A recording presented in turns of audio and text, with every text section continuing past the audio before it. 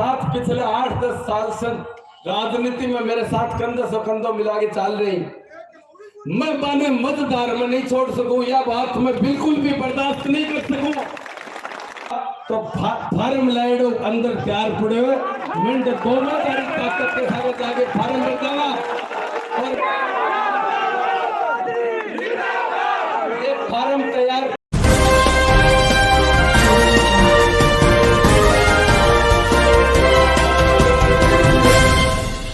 झुंझुनू विधानसभा के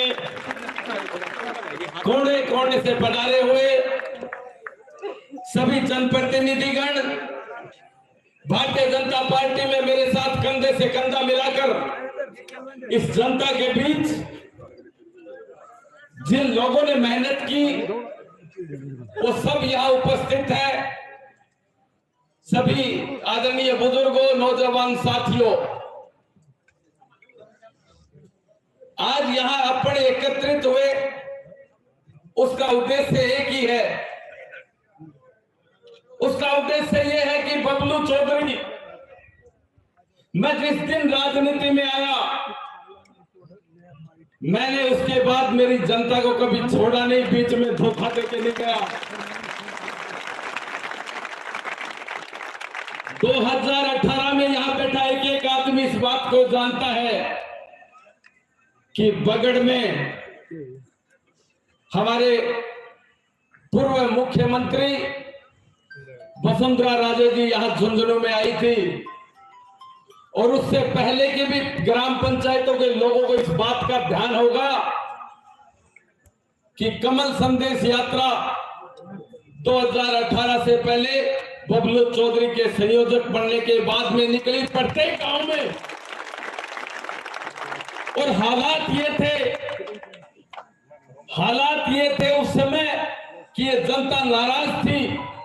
भारतीय जनता पार्टी का झंडा लेके किसी गांव में जाते तो मुझे याद है वो दिन अच्छी तरह कि सुंदरलाल जी के बेटे की गाड़ियां फोड़ दी थी यहाँ लोगों ने। वो भी भारतीय जनता पार्टी का झंडा लेके जनता के बीच गया था, लेकिन बबलू चौधरी में सच्चाई थी, ताकत थी आप लोगों की। मैं कमल संदेश यात्रा लेके प्रत्येक ग्राम पंचायत में गया, भारतीय जनता पार्टी से जुड़े हुए और मेरे साथ पर्सनली जुड़े हुए लोगों से मैंने कहा कि आप एक साथ एकजुट होकर मेहनत करें। आपकी एक किसी भी स्तर के काम के लिए मरते दम तक बबलू चौधरी आपके पीछे खड़ा मिलेगा। और जब वसुंधरा जी इस झुंझुनू में आई तो मेरे साथ मेरी ताकत आपके अलावा कोई नहीं, 20,000 लोग लेके मैं बगड़ में एक बाहर एक खेत में तिराई के ऊपर बैठा रहा। और इसी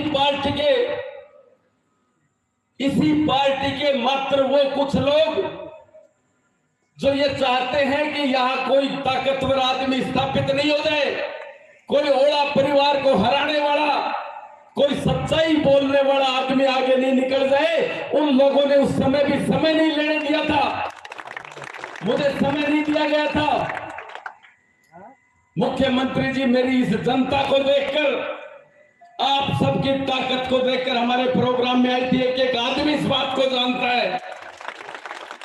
और उस दिन भी मुझे याद है, उस समय के जिला कलेक्टर और जिला के एसपी ने मुझे कहा था कि वसुंधरा जी तेरे को बस के पास बुलाएगी, तुझे माला डालेगी,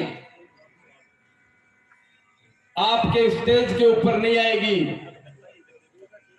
और मैंने ये कहा था कि ठीक है वो राजघराने के होंगे, लेकिन जनता बबलू चौधरी के पास है। इस जनता के आपके भरोसे पे मैंने स्टेज के पास खड़े खड़े, कोई प्रत्यक्षदर्शी, ज्यादातर लोग मेरे वही लोग यहाँ बैठे हैं, मैंने स्टेज के पास खड़ा होकर कह दिया, बैठे हैं, मैंने स्टेज के पास खड़ा होकर कह दिया था कि वसुंधरा जी बस में से, रथ में से उतर के मेरी जनता के बीच आ जाइए।